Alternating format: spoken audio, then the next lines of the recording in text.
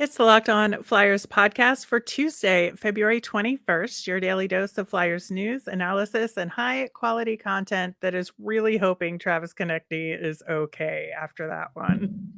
Yeah, my head's still spinning over this pile of something that I watched. I'm not sure what it was. Well, we're going to get into all of it, plus we're going to check in with the Phantoms all on today's show. You're Locked On Flyers, your daily podcast on the Philadelphia Flyers. Part of the Locked On Podcast Network, your team every day.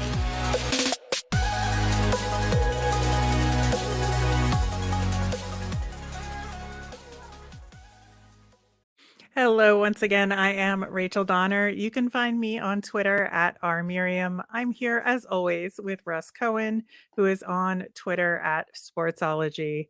Thanks for making us your first listen every day. You can follow the show on Twitter and Instagram at Locked On Flyers.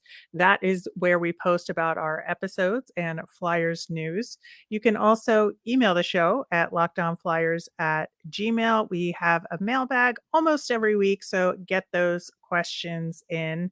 Locked On Flyers is free and available on Apple Podcasts, Spotify, anywhere you listen to podcasts. So subscribe. You will get all of our episodes here on the Locked On Podcast Network.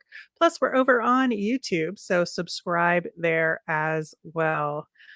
Russ, the day began yesterday with an interesting decision by John Tortorella to scratch Travis Sanheim when he is returning to the scene of his junior hockey days and has friends and family in the area. And, we know we had a rough game against Vancouver, but do you think that was warranted?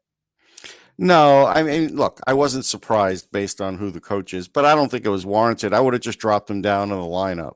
Yeah. But again, he really wanted to make a point. So, okay, you made your point. Yeah, I just, it was a hell of a move there, I would say. Yeah. Choices were made. Another choice I think that was made in this one was to really just essentially bench Joel Farabee. And I think it was problematic to me for a couple of reasons. Number one, I really think that he deserves a little bit more grace this season with He this does. injury recovery. And it's one thing to put him on a line where he gets fewer minutes, but to bench him very obviously like this was a problem. And for me, that caused some trickle down effect, right? Because Ollie Lixell got put in, which very happy about, but because they were on the same line, at least until the Travis Konecny injury, Lixell's minutes were limited to the same minutes that Farabee was too. Right. I know they put Wade Allison in more to fill in for Yeah. Travis Konecny, which honestly makes sense. I don't disagree with that because they're on the right side. It works, but I do think that Ollie Lixell was kind of punished for Joel Farabee being benched. Yeah, I mean, he did have a good chance that game, but yeah, I mean, that's just the way it rolled. But see, that's the thing. I mean, when you have a coach that wants to do these things, you can throw your team into chaos, and this game was chaos. I mean, it was truly chaos. I mean, again, yes, Sam Ersson bailed everybody out, but what, they have 4 or 5 breakaways? Like, it was ridiculous. Yeah, Sam Ersson was absolutely the star of the show in this one. 33 saves on 36 shots, and he's 6-0 now. Yeah. And considering that the Flames were up 48-28 in scoring chances, it's not just the saves he made, but Sam Ersson had to be really alert for huge swaths of that game. It took a lot of work and a lot of concentration. And, I would say one bad-ish goal that he let in. Yeah, he had one bad one, and the Coleman Yeah. one he got lucky with. I mean, Yeah. he got beat on that, but it hit the inside of the post. It bounces out. It defies physics. That's the way hockey goes. Sometimes you just can't figure that out. But I mean, the Flyers' defense was hot garbage. I mean, it really was. And 2-on-0 in the third period, absolutely. Third period especially. It was before that, but third period especially. But look, they got through the win. If this is how you want to win games, I don't know. I mean, is it going to make Travis Sanheim better? I don't know. Is it going to help Joel Farabee? Probably not, because he's probably still like No. not 100% from his neck. I mean, yeah, I think he's been, as good as he could be. Yes, at times we have said we would like him to be a little better, but then we also have sort of, pushed ourselves back and said, well, he is coming back from that injury, and that is a tough injury. And, again, Yeah. I guess the coach doesn't really want to bring that into play. So it's like, if you're playing, you got to play at the way he wants it. And if you don't, he's benching you. So, all right, fair or not. Yeah, I think, again, on the plus side of things, I do want to say Wade Allison did step up Mm-hmm. in this game when Yeah, that asked. was a nice goal. Yeah, it really was like getting to the right position, and it was a good feed from JVR on that one. And then Cam York, also great pass from York on the Delorier goal. On the Just real Delorier beautiful. goal, yes, he Yeah, also had some not great turnovers too. That yeah. was, it was a mixed bag for Cam, but the Delorier play was a great play, and good for Delorier getting a goal like that. That I was know fun. he's always so He happy. is. That was fun for him. So that's, it's always fun to see a guy like that who really, earns a goal. But again, I saw some really bad play out of Owen Tippett. Like, he was getting pushed around. Mhm. He was not playing fully engaged on defense. That play at the end of the game, penalty killing, where he's trying to like have some touch on it to throw it in the end, and it goes for icing. It's just, these are things he really desperately needs to work on, or otherwise he is just going to be a third liner. Like, that's it. And there's going to be a time where that the evaluation's made, and this is the one of the years where he's got a chance to prove he could be more than that. But Right. so far, he hasn't really done that. Yeah, and I would say that the PK, 4 for 4. Yeah. So No, that was great. that was good, but they did rely very heavily on block shots in this game. Yeah. I Oh, think yeah. they had 30 of them over the 30. course of the game, which Yeah. is, I think that harkens back to earlier in the season where they'd kind of leveled out and were playing Yeah. solid defense where they didn't need to block as many shots for a while. This was definitely an earlier in the season style game It was. defensively. And look, Travis Konecny had a great game. It's a shame that he has to play at that level every minute of every shift. Like, he can't not do that, or if he doesn't, they don't win. It almost seems like that. And I give the guy credit, man. This is not only his best season, but he's really put it all out there. And now he may be injured for a while. So we don't know. We'll see how that goes. That didn't look great, though. I can't imagine he'll be in next game, but we'll see. In the interim, they got their 2 points, but I think as far as progression, there was no progression in that game. It was all Sam Ersson. Yeah. I mean, good for him. Yeah. Oh, yeah. I'm very happy for him as well. It is interesting because as we've been talking about Flyers wins versus losses heading into this critical time of we really want to be in that draft lottery, but you don't want to hinder progression. To me, in some ways, this was a really good win because they did hold on and they showed some resiliency, but also there was some horrific play in the third period that maybe they didn't really deserve to win this game, and it Yeah, I would mean, if have the been Coleman good to goal have goes on the in, L. it Mhm. changes the complexion of the game. It Yeah, does. so is this the game you want in the L column for Yeah. lottery purposes? But at any rate, the way this game went, it's a mixed bag. And there's some websites I know that are saying, well, the Flyers are currently picking 8th. Well, it's not necessarily true. I mean, you don't know if they're picking 8th because other teams can move up. And so, again, even if they pick somewhere between 8 and 10 in this draft, I would say that's a missed opportunity. Even though I think they're going to get a good player, if you get in the top 5, you might get a franchise player. And Yeah. and after that, I don't think you will. So that's what, again, when you watch the Flyers against most of these other teams, we knew Calgary would play exactly their style because that's what Darryl Sutter does. And that's exactly what we saw. But, when they play teams that have, a lot of highly skilled guys, I just say, like, how are they getting these guys in the future? Yeah, it's a really good question. We are going to talk a little bit about the second half of the back to back against the Oilers coming up tonight, and then get into our Phantoms Tuesday report coming up next.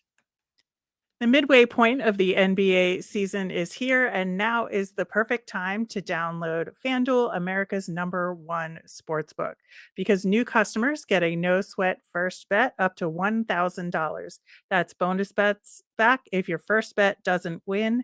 Just download the FanDuel Sportsbook app. It's safe, secure, and super easy to use. You can bet on everything from money line to point scores and threes drained.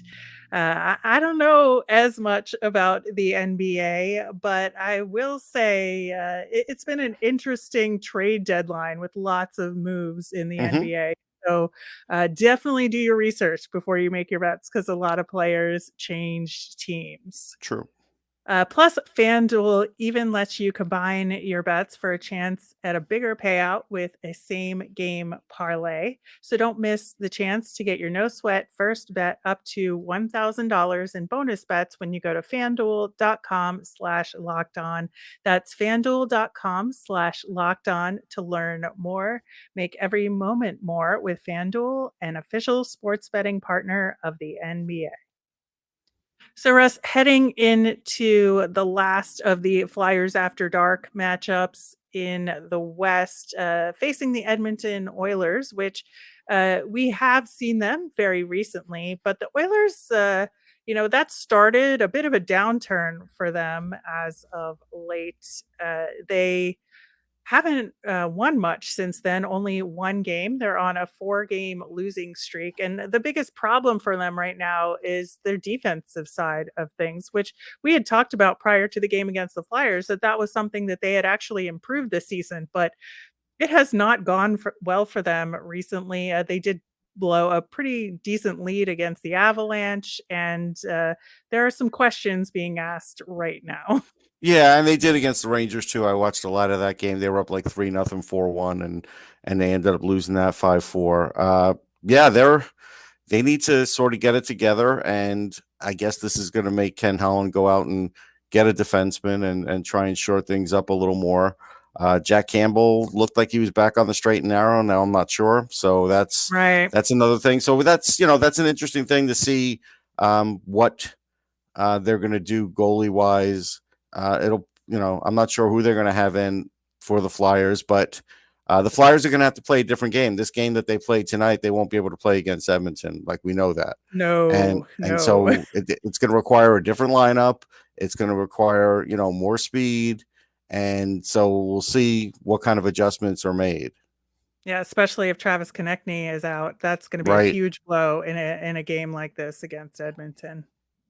Oh yeah. I mean, if he's not in there, that's something. And that, again, but again, is that the game where John Tortorella says, all right, look, Ali Lixel, I'm putting you on the second line and I'm putting you in for 17 minutes this game. Let's see you get some real good offensive chances. Or is he going to just play Wade Allison 23 minutes and just bury Lixel? Like, he probably will do that. And this is Yeah, the problem that I have with the coach as far as getting guys to develop, because he just falls back on, I'm going to just use the guys that I know more. I'll play the other guy. Hey, look, I'm playing the young guys, but I'm still going to put the other guys in for much better situations and play them more, because that's what I'm comfortable yeah. with. All right. Well, it'll be an interesting one. That is for sure. We will talk about that game on tomorrow's show. But in the meantime, speaking of developing players, the Lehigh Valley Phantoms, man, they had a bizarro week this past week. There was a flu bug or some sort of virus going around that a lot of the players got hit with. And so there was a whole bunch of scratches related to that all week. On the upside, Troy Grosnick came back. We talked about him last week, and when was he returning? Yeah. His first game back was last Tuesday, and I would say he had a decent week for his first week back, despite the results of the team. Rough week in terms of the points column for the Phantoms where they lost 3 of the 4 games that they had. They won Saturday in a shootout. So because of all that, they're back down to 5th in the division, and Charlotte made a huge jump up because they Yep. beat the Phantoms, who were directly, they were neck and neck in the division. Springfield seems to still be incapable of losing right now. So hence the 5th place spot, but there's still room in there. Everybody's still pretty close. So, They are. It's going to be tight. It's going to be tight. If they don't make it this year, they might point back to this weekend and say, we needed more points out of it. But look, they are still in it. But this was disappointing, and one of them took it to be a shootout win, which again, it's like, these 4-game weeks, they haven't been great from what I remember. They do well when it's 2 or 3, but with the 4s, I don't think they're doing so well. And yes, they could say it's the flu, but these are things that go on with all teams. So they just have to do better. They do. Yeah, I think, obviously the Charlotte games, there was something very wrong going on there. Now, Charlotte is a very good team. No, they're a Let's be team. real. So, I think that I would say that obviously the game Tuesday was better and much closer. The Wednesday game, just nothing went right. Jerry Mayhew actually had a hat trick for Charlotte, which Flyers legend. Flyers legend Jerry Mayhew. I would say always has his legs moving. You got to give him credit for that. It's true. No, he had a great game that day, no question. I would say the Saturday game against Wilkes-Barre Scranton, I mean, I felt like Saturday Night Live Stefan with that game. It had everything because there was a comeback twice. There, Alex Kyle, who hadn't played in the AHL since December, gets called up because of this flu bug, gets 2 goals in that game. Yeah. We had Troy Grosenick stop a penalty shot in overtime to save that one. Massive. And there was this goal review on the shootout, which was absolute madness in terms of... I don't know if I've ever seen that. It was crazy. So that game absolutely did have everything. And it was good to see the Phantoms come out on top. And then they just everything just collapsed on Sunday, where the Phantoms were up 4-2 halfway through the third and gave up 3 goals in 5 minutes, and then the empty net goal to wind up losing that game 6-4. And that's the absolute kind of game that the Phantoms cannot afford to have. And I understand, it's the end of a long week and, people were out, but you cannot have that kind of collapse. No, and Hartford gives up a lot of goals. Like that's a bad one. That one really got away from them. And look, overall, on the plus side, when we talk about players later, there's a couple that are playing well, but as a team, I'll be honest. I again, if they don't make the playoffs, the organization needs to make changes.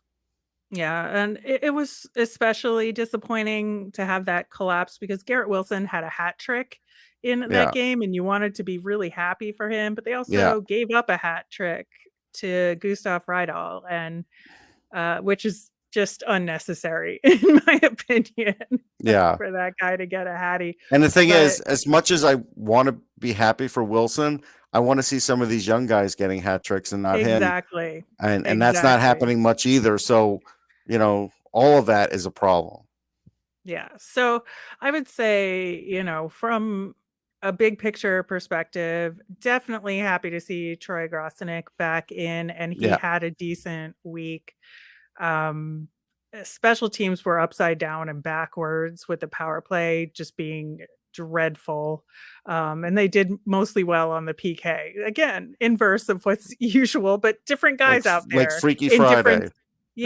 But it was like all different people on the power play and the penalty kill because of all the substitute right, because of all the changes, so it just goes to show you how that can make a huge difference. And I just was see, but this is where really difficult. System and structure matters a lot.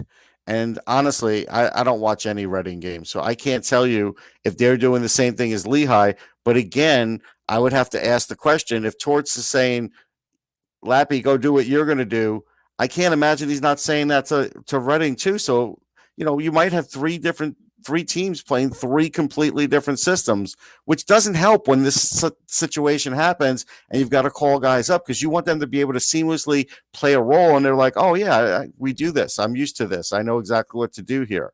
Like, you know what I mean? Like, I think they're lacking that. Yeah, they really are. There are some individual players though who are doing some good things, and Mm-hmm.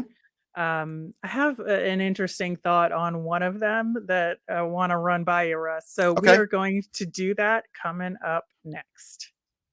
Today's episode sponsored by Athletic Greens. I started using Athletic Greens because I wanted better gut health, more energy, optimized immune system, and hated taking pills and vitamins. And I wanted a supplement that actually tastes great.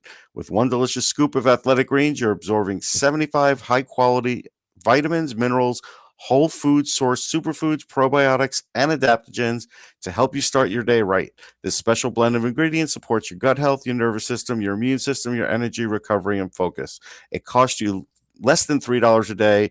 You're investing in your health, and it's cheaper than your cold brew habit. It's lifestyle friendly, whether you eat keto, paleo, vegan, dairy-free, or gluten-free.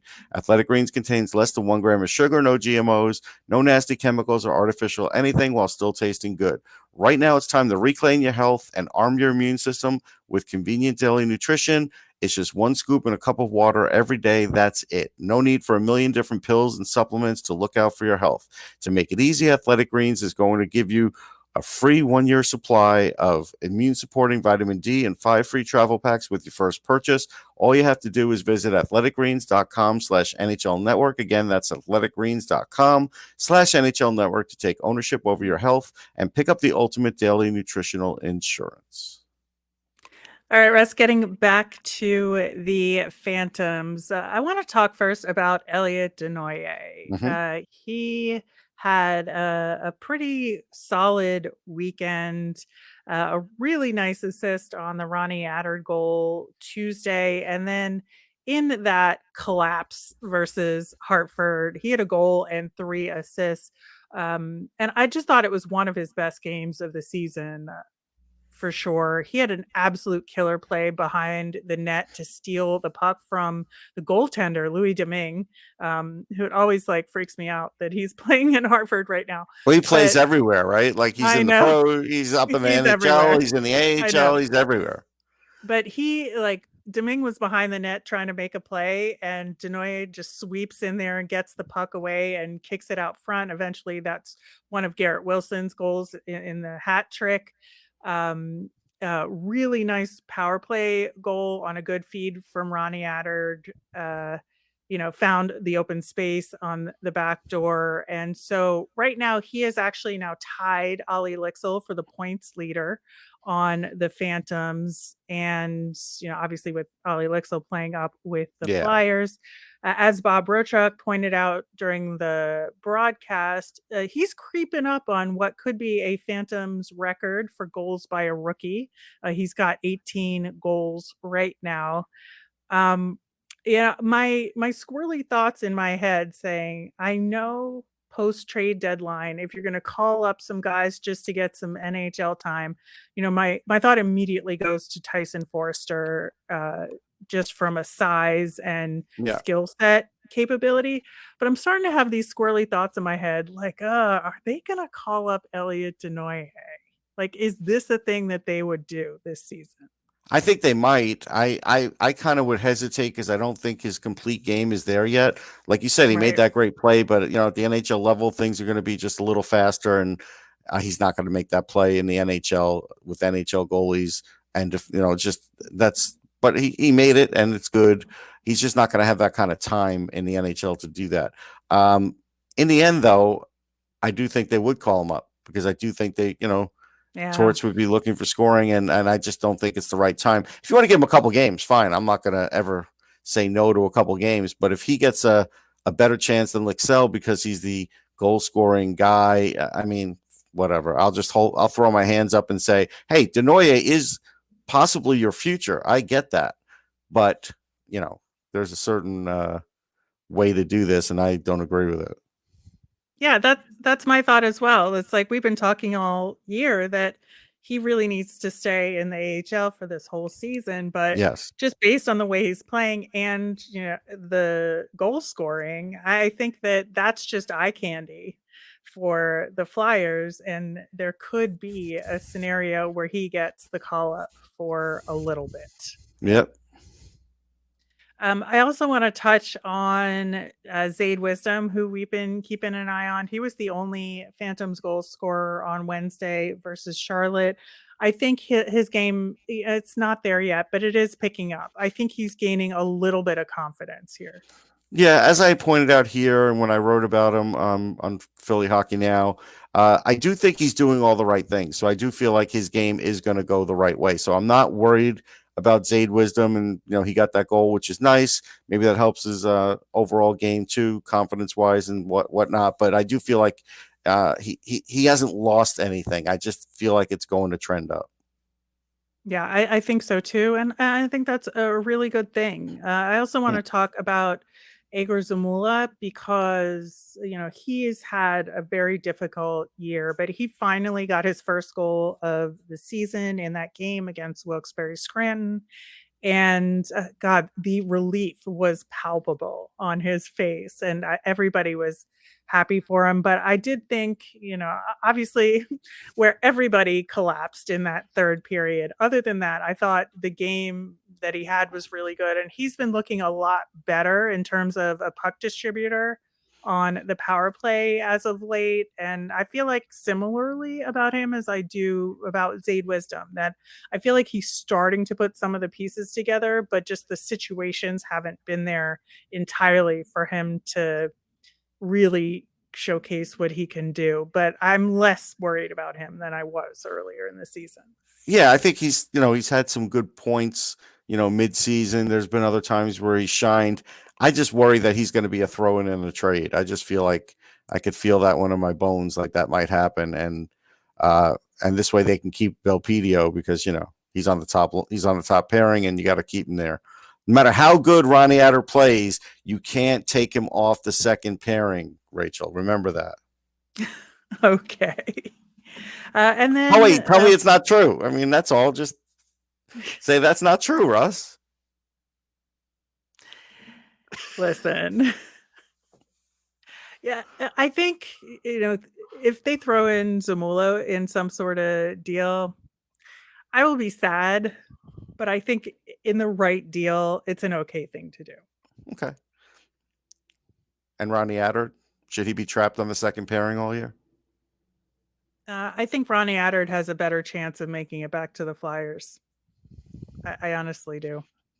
So he's going to get to the Flyers before he gets to the first pairing on the AHL team. That could happen, and that makes no sense. And it makes no sense to me. Yeah, I think next year's camp is going to be huge, and if he steps up in a way, he'll make that leap. Absolutely. But yeah, I think that there's and definitely Brink's playing well questions. too. We should say that. Yeah. Bobby Brink's playing well. Yeah, even when he's not getting on the scoreboard, he is playing well. I think his vision is really good, and he's really settling into his game. And he's got 16 points in 19 games, so I think that's real good coming back from an injury. It is. Can't ask for much more.